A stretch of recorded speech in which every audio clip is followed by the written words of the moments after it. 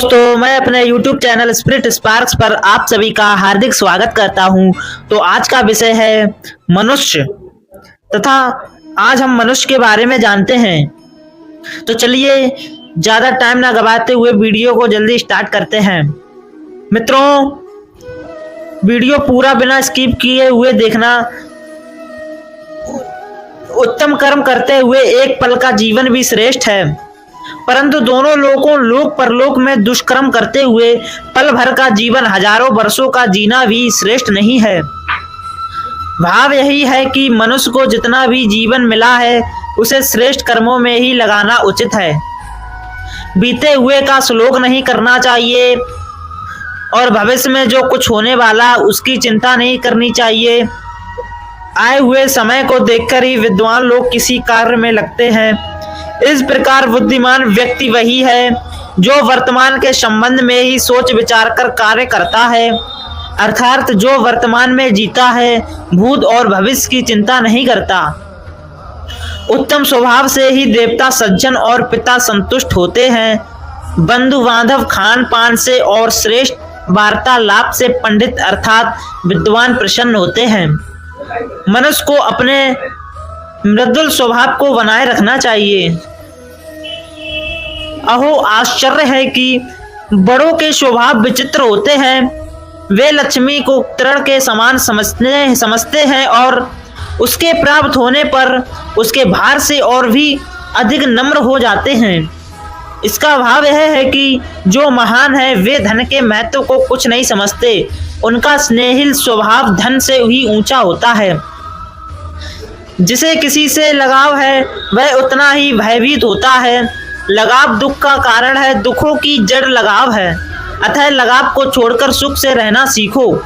भाव यह है कि जिसे किसी से अलग लगाव अर्थात मोह हो जाता है, उसके न रहने की शंका से ही उसे भय होने लगता है और यह भय उसे दुख पहुंचाने वाला होता है। मोह ही सारे कष्टों का जड़ है। इसलिए लगाव अर्थात मोह को त्याग देना ही उत्तम है। भविष्य में आने वाले संभावित विपरीत और वर्तमान में उपस्थित विपत्ति पर जो तत्काल विचार करके उसका समाधान खोज लेते हैं वे सदा सुखी रहते हैं। इसके अलावा जो ऐसा सोचते रहते हैं कि यह होगा वैसा होगा तथा जो होगा देखा जाएगा और कुछ उपाय नहीं करते, वे शीघ्र ही नष्ट हो जाते हैं। भाव यह है कि केवल भाग्य के भरोसे ही नहीं बैठे रहना चाहिए।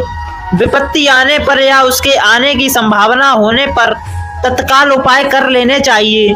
जो व्यक्ति विपत्ति को भगवान की ओर से रचा गया भाग्य कहकर उसे समाप्त करने का उपाय नहीं करते, वे अंततः नष्ट हो जाते हैं। जैसा राजा होता है उसकी प्रजा भी वैसी ही होती है। धर्मात्मा राजा के राज्य की प्रजा धर्मात्मा, पापी के राज्य की पापी और मध्यम वर्गीय राजा के राज्य की प्रजा मध्यम अर्थात राजा का अनुसरण करने वाली होती है। धर्म से विमुख व्यक्ति जीवित भी मृतक के समान है, परंतु धर्म का आचरण करने वाला व्यक्ति चिरंजीवी होता है। भाव यह है कि धर्म का आचरण करने से मनुष्य के सदाचरण युग युग तक लोगों की जुबान पर रहते हैं और वह व्यक्ति सशरीर न होने पर भी लोगों के दिलों में जीवित रहता है। इसमें संशय नहीं करना चाहिए। धर्म अर्थ धन काम विषय वासनाएं मोक्ष जीवन मृत्यु से छुटकारा, इनमें से जिसने एक को भी नहीं पाया उसका जीवन व्यर्थ है। इन चारों का संबंध इस शोक और परलोक दोनों से है। मनुष्य को अपना जीवन सार्थक करने के लिए इनमें से किसी एक को तो अपनाना चाहिए। नीच मनुष्य दूसरों की यशस्वी अग्नि की तेजी से जलते हैं और उस स्थान पर उस यश को पाने के स्थान पर न पहुंचने के कारण उसकी निंदा करते हैं। पर निंदा सदैव दुष्ट व्यक्ति की करते हैं। वे दूसरों के यश को देखकर सदैव ईर्ष्या से जलते रहते हैं। मन को विषयहीन अर्थात माया मोह से मुक्त करके ही मोक्ष की प्राप्ति हो सकती है, क्योंकि मन में विषम वासनाओं के आवागमन के कारण ही मनुष्य मोह माया के जाल में आसक्त रहता है। अतः मोक्ष जीवन मरण से छुटकारा पाने के लिए मन का विकार रहित होना आवश्यक है। परम तत्व ज्ञान प्राप्त होने पर जब मनुष्य देह है, अभिगमान है और छोड़ देता है, अर्थात जब उसे आत्मा परमात्मा की नित्यता और शरीर की क्षण भंगुरता का ज्ञान हो जाता है, तो वह इस शरीर के मोह को छोड़ देता है।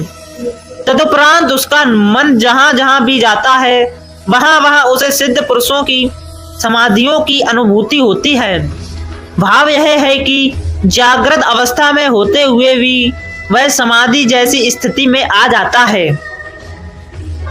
मन की इच्छा के अनुसार सारे सुख किसको मिलते हैं, अर्थात किसी को नहीं मिलते। इससे यह सिद्ध होता है कि देव के ही बस में सब कुछ है। अतः संतोष का ही आश्रय लेना चाहिए।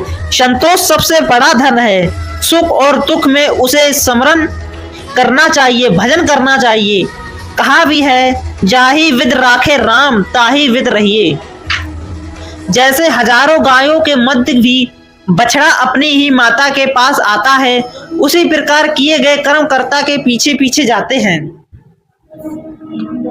आदमी जैसे जैसे कर्म करता है, उसे फल भी उसी के कर्मों के अनुसार प्राप्त होते हैं। अतः सदैव अच्छे कर्म करके अपना जीवन सुधारना चाहिए। अव्यवस्थित कार्य करने वाले को ना तो समाज में और ना वन में सुख प्राप्त होता है, क्योंकि समाज में लोग उसे भला बुरा कहकर जलाते हैं और निर्जन वन में अकेला होने के कारण वह दुखी होता है। मित्रों, इसका भाव यह है कि ऐसे व्यक्ति को ना तो घर में सुख मिलता है, ना संन्यास लेने पर सुख प्राप्त होता है।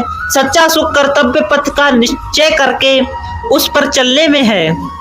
जिस प्रकार फावड़े अथवा कुदाल से खोदकर व्यक्ति धरती के नीचे से जल प्राप्त कर लेता है, उसी प्रकार एक शिष्य गुरु की सेवा करके विद्या प्राप्त कर लेता है। भाव है कि सेवा और कठोर श्रम से ही मेवा अर्थात फल प्राप्त होता है। बिना साधना के सेवा भी व्यर्थ हो जाती है। अतः सेवा के साथ साथ कठोर परिश्रम भी आवश्यक है। विद्या प्राप्त करने के लिए गुरु की सेवा करनी चाहिए, तभी शिक्षा की प्राप्ति होती है। फल कर्म के अधीन है, वृद्धि कर्म के अनुसार होती है। तब भी बुद्धिमान लोग और महान लोग सोच विचार करके ही कोई कार्य करते हैं। किसी भी कार्य को करने से पूर्व अच्छी प्रकार से सोच समझ लेना चाहिए, तभी कार्य अच्छे होते हैं। अपनी स्त्री, भोजन और धन, इन तीनों में संतोष करना चाहिए और विद्या पढ़ने, जप करने और दान देने, इन तीनों में संतोष नहीं करना चाहिए। भाव है कि दान, ईश्वर ध्यान और स्वाध्याय, इनमें कभी भी कंजूसी नहीं करनी चाहिए। मित्रों, जी भरकर दान देना चाहिए। मैंने पहले ही वीडियो में बता दिया आपको, दान में कभी पीछे नहीं हटना चाहिए और पूर्ण मनोयोग से ईश्वराधना और शिक्षा ग्रहण करनी चाहिए। शिक्षा जहां मिले, जैसे भी मिले, किसी से भी मिले, शिक्षा जरूर लेनी चाहिए, मना नहीं करनी चाहिए। जिस गुरु ने एक भी अक्षर पढ़ाया हो, उस गुरु को जो प्रणाम नहीं करता, अर्थात उसका सम्मान नहीं करता, ऐसे व्यक्ति कुत्ते की सैकड़ों योनियों को भुगतने के उपरांत चांडाल योनि में जन्म लेते हैं। गुरु का सम्मान करना अत्यंत आवश्यक है। गुरु का स्थान गोविंद से भी बड़ा है। प्रलय काल में चाहे मेरू पर्वत डगमगा जाए और कल्प के अंत में सातों सागर चाहे अपनी मर्यादा छोड़ दे, परंतु महान विभूतियां, श्रेष्ठ साधु अपने लक्ष्य से कभी विचलित नहीं होते। भाव यह है कि बड़े लोगों के सम्मुख कितनी भी विपत्तियों क्यों ना आ जाएं, वे अपने लक्ष्य से कभी भी विचलित नहीं होते। जो सोच लेते हैं उसे करके ही हटते हैं। वे कभी अपनी मान्यताओं, अपने सिद्धांतों, अपने आदर्शों और अपने उद्देश्य से पीछे नहीं हटते। उनका मार्ग परिजन हितकारी होता है और वे उसी पर जीवन भर चलते रहते हैं। तो मित्रों, वीडियो अच्छी लगी हो तो वीडियो को लाइक एंड चैनल को सब्सक्राइब करना और अपने सभी मित्रों के साथ शेयर करना, क्योंकि ऐसी वीडियो हमारे चैनल पर रोजाना देखने को मिलेगी। धन्यवाद।